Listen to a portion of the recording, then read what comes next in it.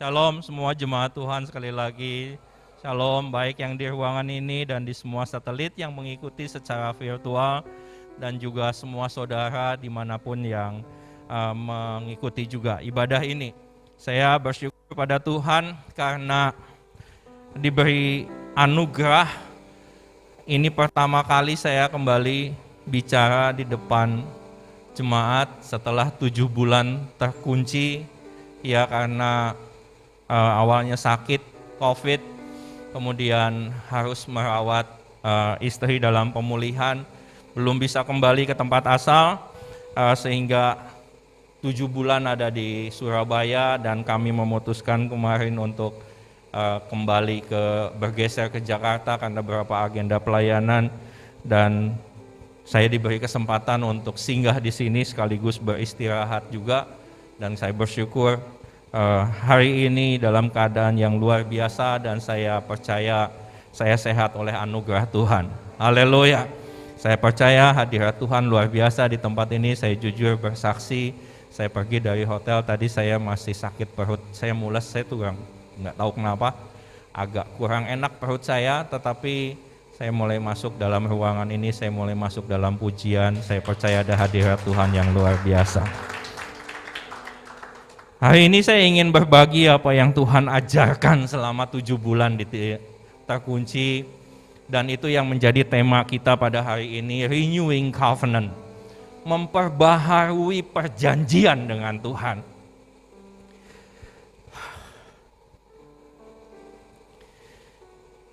Saya terharu.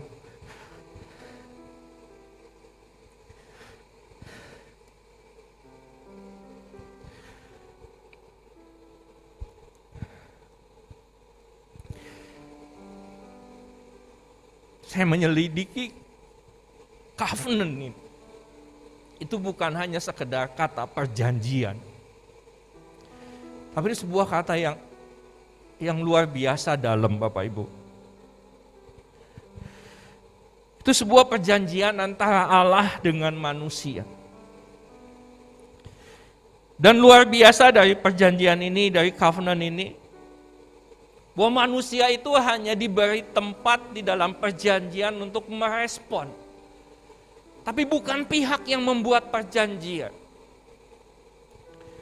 Dalam covenant hanya Allah yang berinisiatif untuk mengikatkan dirinya kepada ciptaannya, kepada kita, kepada saya, tanpa harus menunggu persetujuan dari siapapun.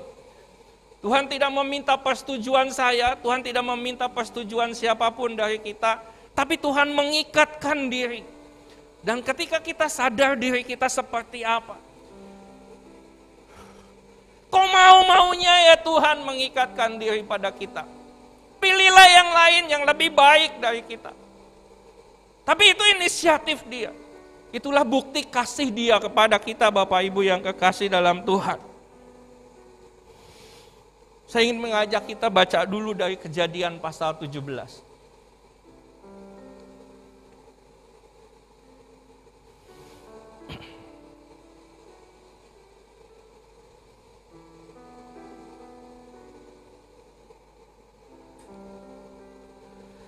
Mulai ayat 1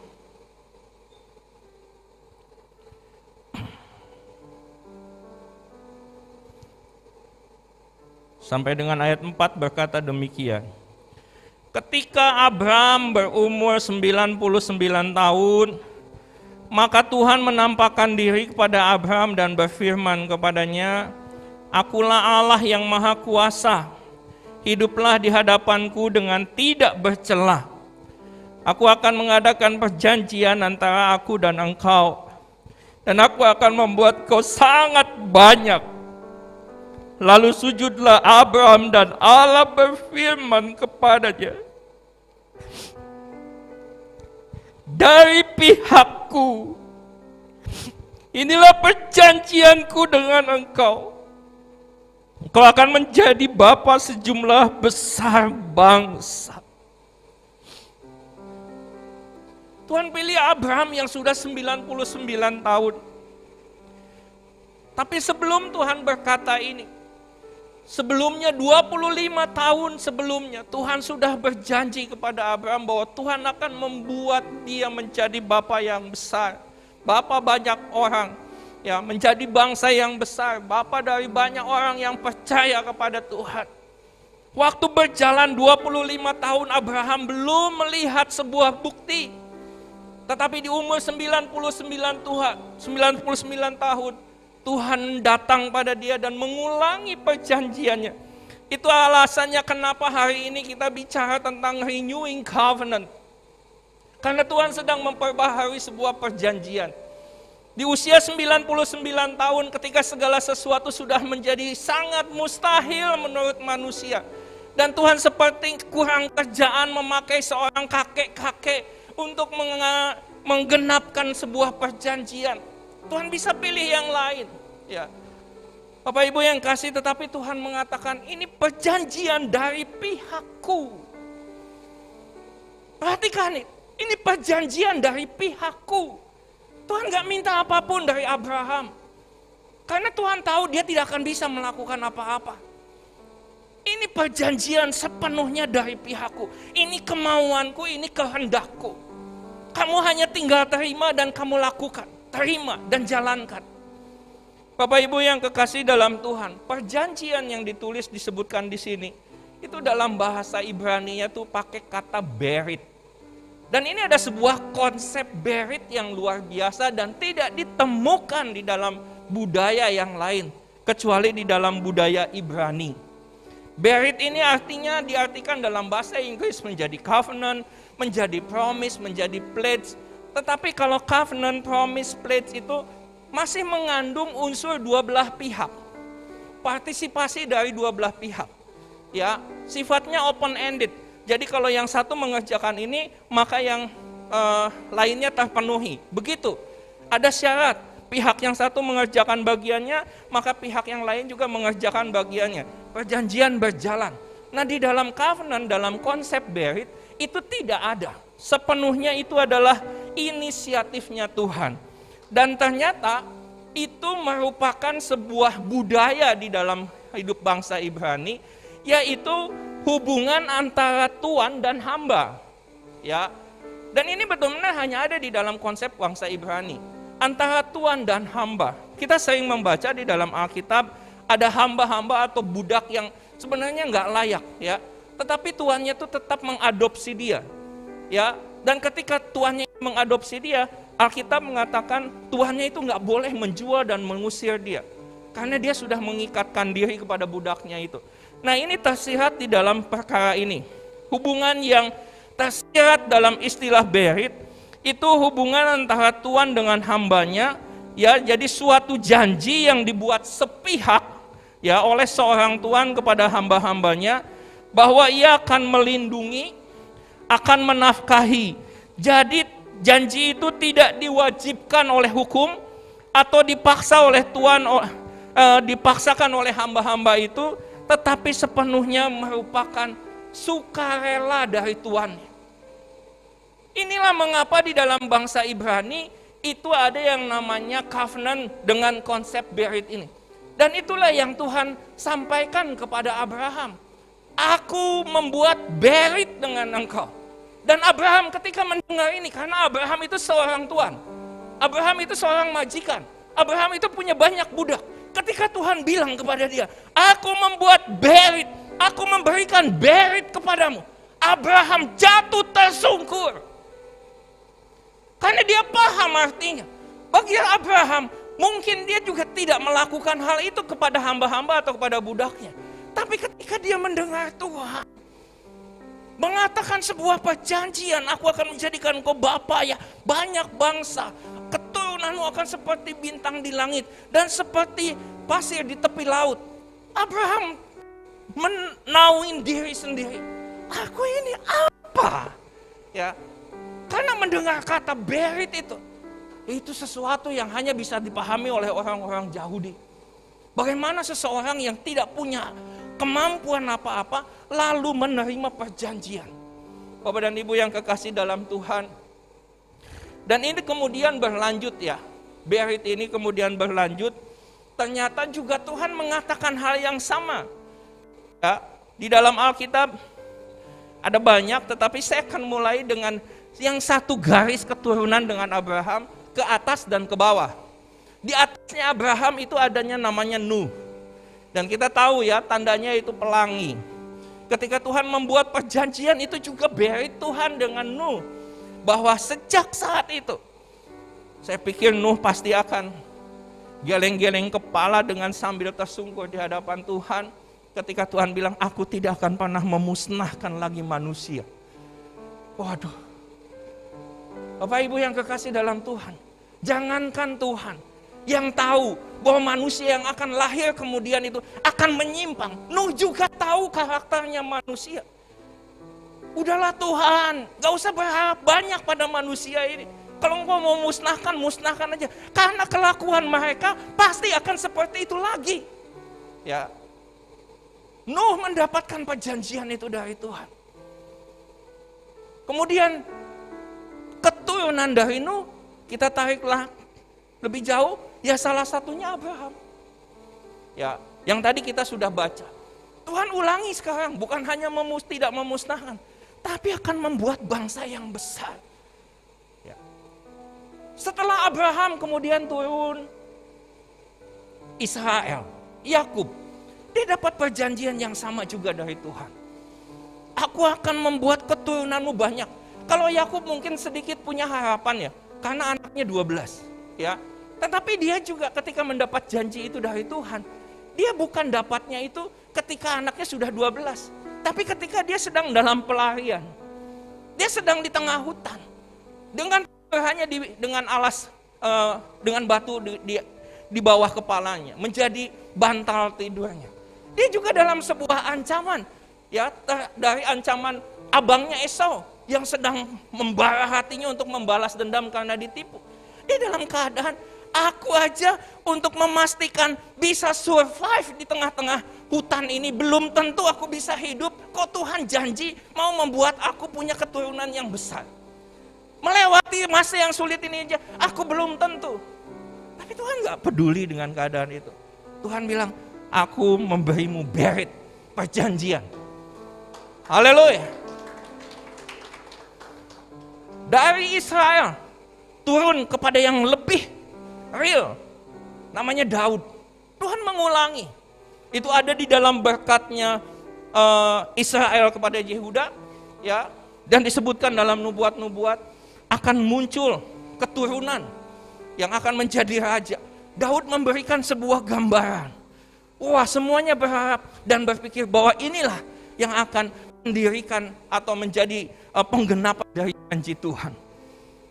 Ternyata Bapak Ibu semua, setelah Daud lahirlah Sang Penebus, Yesus Kristus. Dan dia yang menggenapi seluruh berit Tuhan. Dari mulai, bahkan bukan hanya dari Nuh, dari Adam, Edenic Covenant, ya, yang Tuhan katakan dari mulai aku memberkati supaya engkau berkuasa atas semua manusia setelah bumi. Yang Tuhan juga berkata setelah manusia jatuh dalam dosa, aku akan mengadakan perhitungan antara keturunanmu dan keturunan perempuan. Semuanya digenapi di dalam Yesus. Sehingga ketika kita mengerti tentang berit ini, bahwa semuanya akhirnya bermuara pada Yesus. Hari ini saya ingin menyampaikan kepada Bapak dan Ibu. Kalau Tuhan punya covenant dengan Bapak dan Ibu, dengan kita semua, maka ujung-ujungnya, muaranya, puncaknya adalah membawa kita kepada pengenalan akan Yesus. Tidak ada covenant, tidak ada berit tanpa membawa nama Yesus pada akhirnya. Kalau itu tidak membawa nama Yesus dan tidak membawa pengenalan kepada Yesus, itu bukan covenant, itu bukan berit. Dan demi Yesus yang harus lahir di atas dunia, maka Allah membuat sekian banyak kemustahilan yang selama ini dianggap tidak mungkin. Bagaimana kemustahilan yang Allah lakukan? Bukan hanya melakukan mukjizat, bukan hanya melakukan kesembuhan, bukan hanya mengeluarkan mereka dari Mesir, tapi dia sendiri menjadi manusia. Itu adalah puncak kemustahilan Allah.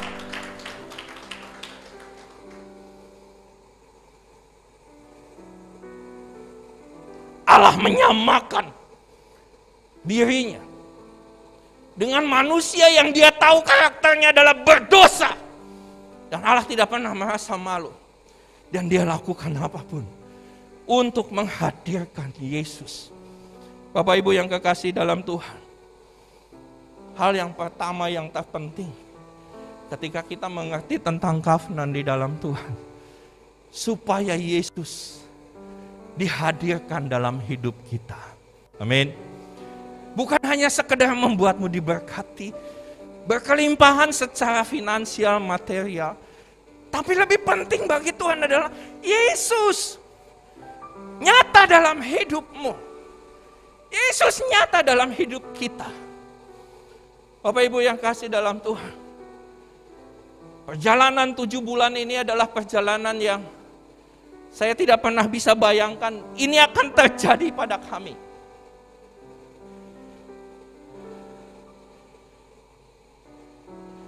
Tapi akhirnya saya berkata, apa yang kami alami dalam kesakitan, dalam pergumulan,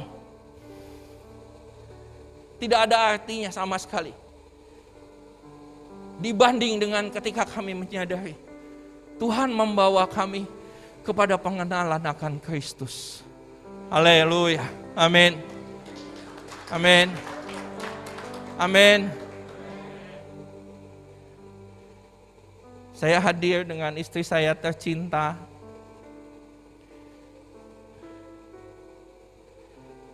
Izinkan saya bersaksi di depan Bapak dan Ibu semua. Ketika dia dibawa ke ICU, beberapa hari saya tidak bisa mengontaknya. Saya tahu sesuatu yang buruk terjadi dalam istri saya.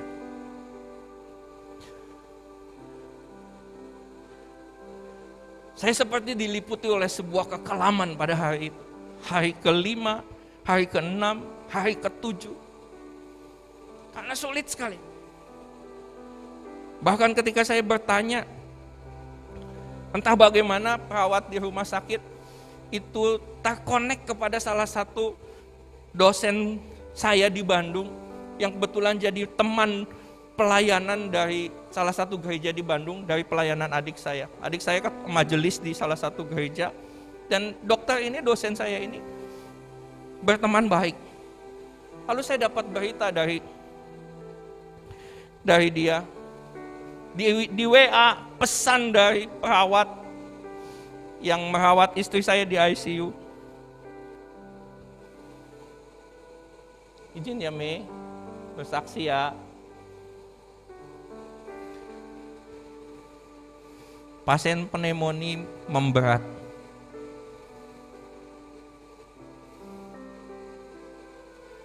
Bapak Ibu yang kasih dalam Tuhan, saya sebagai dokter saya mengerti apa arti itu.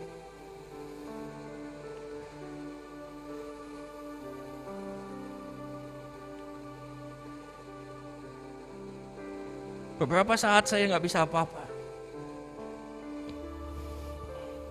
Sampai akhirnya saya berhasil kontak.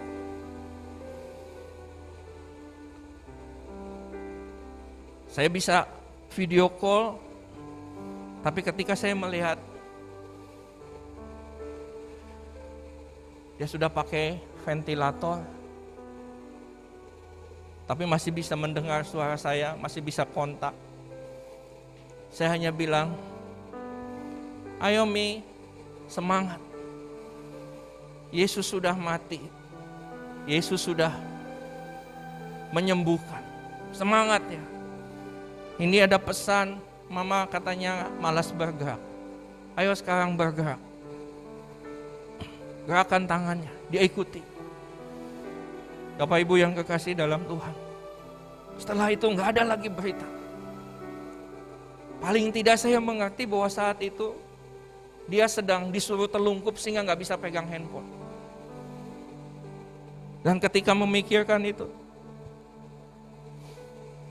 intimidasi muncul luar biasa. Begini. Saya sendiri sakit di ruang isolasi. Tadinya kami satu ruangan. Hari ke-5, hari ke-4 istri saya dimasukkan ke ICU karena saturasinya tidak naik-naik. Saya masih bagus sampai hari ke-4 itu. Tapi ketika saya terus intimidasi, hari ke-7 saya dinyatakan pneumonia sedang menuju berat. Di situ saya nyadar, saya harus berjuang saya sendiri sehat, supaya saya bisa nolong istri saya. Tapi saya sehat pun saya nggak bisa apa. Istri saya hanya benar-benar ada di tangan Tuhan. Ketika intimidasinya begitu kuat. Itu yang saya rasakan, itu yang saya alami. Saya nyerah, saya telungkup di hadapan Tuhan. Apa yang Tuhan mau lakukan, lakukanlah.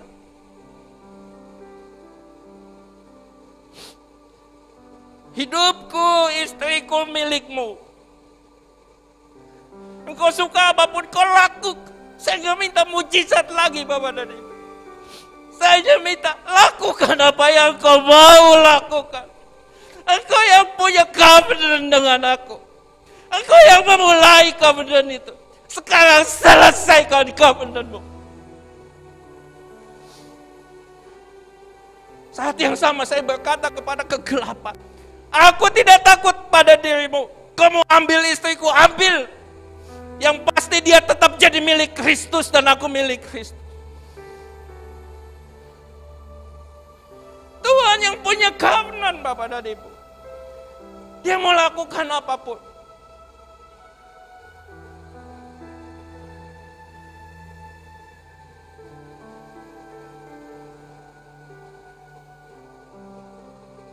Saat itu menjadi sebuah titik balik kebangkitan yang luar biasa. Saya nggak punya pikiran yang lain kecuali saya bersyukur, saya memuji Tuhan. Saya nyanyi di lorong ruang isolasi, orang dengar. Saya sambil jalan di tempat, lari di tempat. Saya nyanyi, saya bilang, ada kuasa dalam darahnya, darah domba Allah. Ganti lagi lagunya. Ya. Sekarang saya sudah bebas. Sekarang saya ulangi itu. Dan orang di situ dengar apa yang saya nyanyikan. Perawat yang tadinya, Pak jangan ngelamun.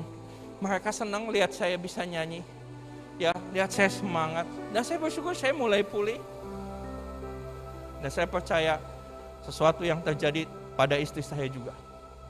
Ya memang terjadi sesuatu yang tidak diharapkan, istri saya stroke ketika di ruang ICU. Bapak dan Ibu, tapi sebuah anugerah yang luar biasa.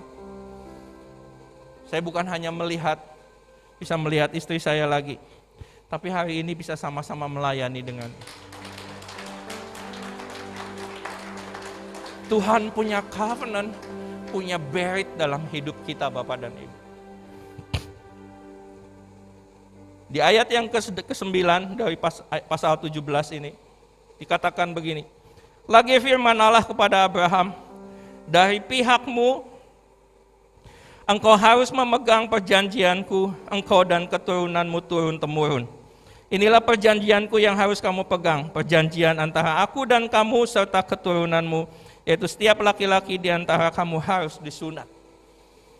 Covenant berit, ya, selalu dimateraikan dengan korban. Ya, dengan maksud apa? Supaya kalau orang yang melanggar perjanjian itu, ya, dia diperlakukan seperti korban itu. Itu maksud. Jadi keras sekali. Sehingga berit selalu punya pengertian to cut off, memotong.